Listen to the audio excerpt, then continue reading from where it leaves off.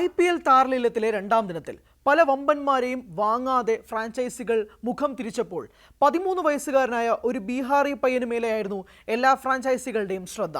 ഏറ്റവും പ്രധാനമായി അദ്ദേഹത്തെ 13 വയസ്സിൽ തന്നെ IPL ഏതെങ്കിലും ഒരു ടീം വാങ്ങുമോ എന്നൊരു ചോദ്യചിഹ്നവും ഉണ്ടായിരുന്നു. വൈഭവ് സൂര്യവംശി എന്ന 13 വയസ്സുകാരനായ ബീഹാറി പയ്യൻ എത്തിപ്പെട്ടത് രാജസ്ഥാൻ റോയൽസ് ക്യാമ്പിലാണ്. 1.10 കോടി രൂപയ്ക്ക് രാഹുൽ ദ്രാവിഡും സംഘവും വൈഭവിനെ വാങ്ങുകയായിരുന്നു. രാഹുൽ ദ്രാവിഡ് IPLന് കൊടുത്തൊരു അഭിമുഖത്തിൽ പറയുന്നത് ഇപ്രകാരമാണ്: അദ്ദേഹം ഞങ്ങളുടെ ട്രയൽസിൽ വന്നിരുന്നു. ട്രയൽസിൽ മികവാർന്ന പ്രകടനമാണ് വൈഭവ് കാഴ്ചവെച്ചത്. അപ്പോൾ തന്നെ ഞങ്ങൾ അദ്ദേഹത്തെ നോട്ടമിട്ടിരുന്നു.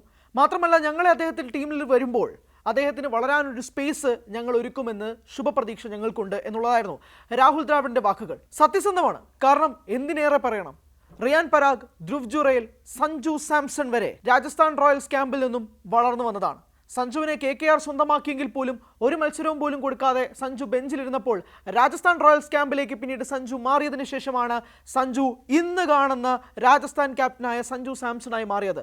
അതുകൊണ്ട് വൈഭവ് സൂര്യവംശി എത്തിയിരിക്കുന്നത് അർഹതപ്പെട്ട കരങ്ങളിൽ തന്നെയാണെന്നാണ് സമൂഹ മാധ്യമങ്ങളിൽ പറയുന്നത്. രാഹുൽ ദ്രാവിഡ് എന്ന കോച്ച്, രാഹുൽ ദ്രാവിഡ് എന്ന മെന്റർ എങ്ങനെയായിരിക്കാം വൈഭവ് സൂര്യവംശി എന്ന 13 വയസ്സുകാരനെ ഉയർത്തിക്കൊണ്ടുവരിക എന്നുള്ളതാണ് ഇനി കാത്തിരുന്ന് കാണേണ്ടത്. പലരുടെയും ഉള്ളിലൊരു സംശയം ഉണ്ടാകാം, ആരാണ് വൈഭവ് സൂര്യവംശി? എന്തിനാണ് അയാൾക്ക് ഇത്രയും ഹൈപ്പ്? 13 വയസ്സ് മാത്രമുള്ളൊരു പയ്യനെ എന്തിനാണ് IPL പോലൊരു താരലേലത്തിൽ 1.10 കോടി രൂപയ്ക്ക് വാങ്ങുന്നത് എന്ന സംശയങ്ങളുണ്ടെങ്കിൽ അത് തീർക്കാൻ വേണ്ടിയിട്ടാണ് ഞാൻ അദ്ദേഹത്തിൻ്റെ ചില സ്റ്റാറ്റ്സ് സംസാരിക്കാൻ വേണ്ടിയിട്ട് ഇവിടെ നിൽക്കുന്നത്. ബീഹാറിലെ സമസ്തിപൂർ എന്ന ചെറിയൊരു നഗരം, അവിടെ നിന്നാണ് വൈഭവ് സൂര്യവംശി ജനിക്കുന്നത്. കൃത്യമായി പറയുകയാണെങ്കിൽ 2011 മാർച്ച് 27 അദ്ദേഹത്തിൻ്റെ ജനനം. അതായത് ഇന്ത്യ ICC ലോകകപ്പ് നേടുന്നതിന് ഒരാഴ്ച മുമ്പ് അദ്ദേഹം ജനിച്ചിട്ടേ ഉള്ളൂ. സച്ചിൻ ടെണ്ടുൽക്കറിൻ്റെ അവസാന ലോകകപ്പ് ഇന്ത്യ നേടിക്കൊടുത്തതിന് ഒരാഴ്ച മുമ്പ്. സച്ചിൻ്റെ പേരിവിടെ പറയാൻ കാരണം വൈഭവ് സൂര്യവംശി തിരുത്തിക്കുറിച്ചത് സച്ചിൻ്റെ ഒരു റെക്കോർഡാണ്.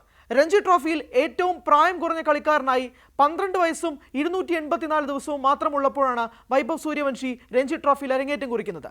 സച്ചിൻ ടെണ്ടുൽക്കർ എന്ന മഹാനായ ഇതിഹാസത്തോടൊപ്പം തന്നെയാണ് വൈഭവ് സൂര്യവംശി ആ റെക്കോർഡ് ചേർത്ത് പിടിക്കുന്നത്.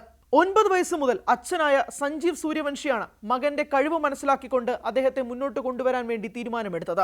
ഒരു കൊച്ചു പാടമുണ്ട് സഞ്ജീവ് സൂര്യവംശിയുടെ പേരിൽ. ആ പാടത്തിലെ ചെറിയൊരു ഭാഗം ക്രിക്കറ്റ് പിച്ചാക്കി മാറ്റിയിട്ടാണ് വൈഭവ് സൂര്യവംശിക്ക് വേണ്ടി അദ്ദേഹം പ്രാക്ടീസിനായി ഒരുക്കി കൊടുത്തത്. പിന്നീടാണ് മുൻ രഞ്ജി ക്രിക്കറ്റ് താരമായ മനീഷ് ഓജയുടെ കീഴിൽ 9ാമത്തെ വയസ്സിൽ അദ്ദേഹം ഒരു ക്രിക്കറ്റ് അക്കാഡമിയിൽ തന്നെ ജോയിൻ ചെയ്യപ്പെടുന്നത്. അവിടെ മുതലാണ് വൈഭവ് സൂര്യവംശി എന്ന കളിക്കാരൻ്റെ ഉയർത്തെഴുന്നേൽപ്പ് ആരംഭിക്കുന്നത്. നമൻ ഓജ എന്ന മുൻ രഞ്ജി ട്രോഫി കളിക്കാരിൽ നിന്നാണ് വൈഭവ് സൂര്യവംശി ഉയർന്നു വരുന്നത് എന്ന് നിസ്സംശയം പറയാൻ സാധിക്കും. എന്നാൽ രഞ്ജിയിൽ തിളക്കമാർന്ന പ്രകടനമായിരുന്നില്ല അദ്ദേഹത്തിന്റെ ആദ്യ 10 ഇന്നിംഗ്സിൽ വൈഭവ് കാഴ്ചവെച്ചത്. വെറും 100 റൺസ് മാത്രമായിരുന്നു വൈഭവിന്റെ പേരിലുണ്ടായിരുന്നത്. പക്ഷേ അവിടെ നിന്ന് അങ്ങോട്ടാണ് തന്റെ ടെക്നിക്ക് എന്താണെന്നും താൻ എങ്ങനെയാണ് കളിക്കേണ്ടതെന്നും വൈഭവ് സ്വയമേ കണ്ടെത്തുന്നതും മനസ്സിലാക്കുന്നതും. അവിടെ നിന്ന് വൈഭവിന്റെ മറ്റൊരു ഇന്നിംഗ്സ് ആണ് ആരംഭിക്കുന്നത്.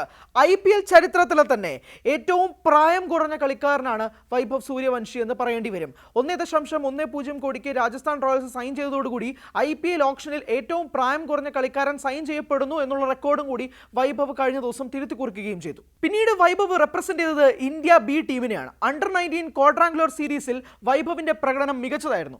6 ഇന്നിംഗ്സിൽ 177 റൺസ് വൈഭവ് കുറിച്ചപ്പോൾ എല്ലാവരെയും അതിശയിപ്പിക്കുന്ന പ്രകടനമായിരുന്നു വൈഭവ് കാഴ്ചവെച്ചത്. ഇത്രയും ചെറിയ പ്രായത്തിൽ എങ്ങനെയാണ് അണ്ടർ-19 ടീമിൽ എത്തിയതെന്ന് ചോദിച്ചാൽ അതാണ് വൈഭവ് സൂര്യവംശിയുടെ കളിക്കാരന്റെ പൊട്ടൻഷ്യൽ എന്ന് നിസ്സംശയം പറയേണ്ടി വരും. അണ്ടർ-19 10 വയസ്സുകാരനായ വൈഭവ് സൂര്യവംശി എത്തിയതിനു ശേഷം ബീഹാറി ടീം തന്നെ എത്തിപ്പെടുന്നത് വേറൊരു ലീഗിലാണ്. ബീഹാറി ടീം അദ്ദേഹത്തിന് വളരാൻ വേണ്ടി എല്ലാ സാഹചര്യങ്ങളും ഒരുക്കുകയും വൈഭവ് അത് മാക്സിമം യൂട്ടിലൈസ് ചെയ്യുകയും ചെയ്യുകയാണ് പിന്നീട് ക്രിക്കറ്റ് ലോകം കണ്ടത്. ഡൊമസ്റ്റിക് ക്രിക്കറ്റിൽ വൈഭവ് പിന്നീട് പോയത് വിനു മങ്കഡ് ട്രോഫിയിലാണ്. വൈഭവിൻ്റെ ഏറ്റവും മികവാർന്ന, ഇതുവരെ വൈഭവ് കളിച്ചതിലെ ഏറ്റവും മികച്ച ട്രോഫി ഏതാണെന്ന് ചോദിച്ചാൽ അത് വിനു മങ്കഡ് ട്രോഫി എന്ന് പറയേണ്ടി വരും. 6 ഇന്നിംഗ്സിൽ 400 റൺസാണ് വൈഭവ് കുറിച്ചത്. അതും സ്പെക്ടാക്കുലർ ആവറേജിലുമാണ് വൈഭവ് ആ ചരിത്രം തിരുത്തി കുറിച്ചത്. അതിനുശേഷം വൈഭവ് പിന്നെ ബീഹാറിൽ തന്നെ ചർച്ചയായി മാറി. അണ്ടർ-19 ക്യാമ്പിൽ വൈഭവ് ഉണ്ടാക്കുന്ന ഓളം നിസ്സാരമല്ലാതെയായി. വൈഭവ് ഇല്ലാതെ അണ്ടർ-19 ബീഹാറി ടീമിനെ കുറിച്ച് ചിന്തിക്കാൻ പോലും പറ്റാത്ത രീതിയിലേക്ക് വൈഭവ് അദ്ദേഹത്തിൻ്റെ ഇന്നിങ്സുകളിലൂടെ മാറ്റിക്കുറിക്കുകയായിരുന്നു. ഇക്കഴിഞ്ഞ സെപ്റ്റംബറിൽ ഓസ്ട്രേലിയ അണ്ടർ 19-നെതിരെ നടന്ന ടെസ്റ്റ് മത്സരത്തിൽ യൂത്ത് ടെസ്റ്റ് മത്സരത്തിൽ ഇന്ത്യ അണ്ടർ 19 വേണ്ടിയിട്ടും വൈഭവ് സൂര്യവംശി അരങ്ങേറ്റം കുറിച്ചിരുന്നു.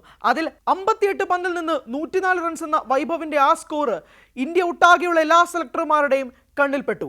വൈഭവിൻ്റെ ആ ഇന്നിങ്സ് അത്രമേൽ മികച്ചതായിരുന്നു. ഇനി വൈഭവിന് വരാനിരിക്കുന്നത് നവംബർ 30 പാകിസ്ഥാൻ അണ്ടർ 19-നെതിരെയുള്ള മത്സരമാണ്. ഈ ലേലത്തിൽ 1.10 കോടിക്ക് വൈഭവ് സ്വന്തമാക്കപ്പെടുമ്പോൾ എല്ലാ ഇന്ത്യൻ ക്രിക്കറ്റ് ആരാധകരും ഉറ്റുനോക്കുന്ന ഒരു മത്സരമായി അത് മാറുകയും ചെയ്യുകയാണ്. പാകിസ്ഥാൻ അണ്ടർ 19-നെതിരെ എന്തായിരിക്കും വൈഭവിൻ്റെ പ്രകടനം എന്നുള്ളതും നോക്കിക്കാണേണ്ടതുണ്ട്. രാജസ്ഥാൻ ക്യാമ്പിലേക്ക് വൈഭവ് മാറുമ്പോൾ നിസ്സംശയം പറയാം പ്ലേയിങ് 11-ൽ ഒരു സ്പോട്ട് വൈഭവിന് ഉറപ്പാണ്. രാഹുൽ ദ്രാവിഡ് എങ്ങനെയായിരിക്കും വൈഭവിനെ മുന്നോട്ട് കൊണ്ടുവരിക? ഈ പ്രത്യേകിച്ച് 2025 IPL സീസൺ വൈഭവ് എങ്ങനെ തിരുത്തിക്കുറിക്കും? ഏറ്റവും പ്രധാനപ്പെട്ടത് എമേർജിംഗ് പ്ലെയർ ട്രോഫിയാണ്. അതിൽ കണ്ണുവെക്കാൻ വൈഭവിന് സാധിക്കുമോ? ആ എമേർജിംഗ് പ്ലെയർ സ്ഥാനം വൈഭവിന് നേടിയെടുക്കാൻ സാധിക്കുമോ എന്നുള്ളതാണ് ക്രിക്കറ്റ് ലോകം ഉറ്റുനോക്കുന്നത്.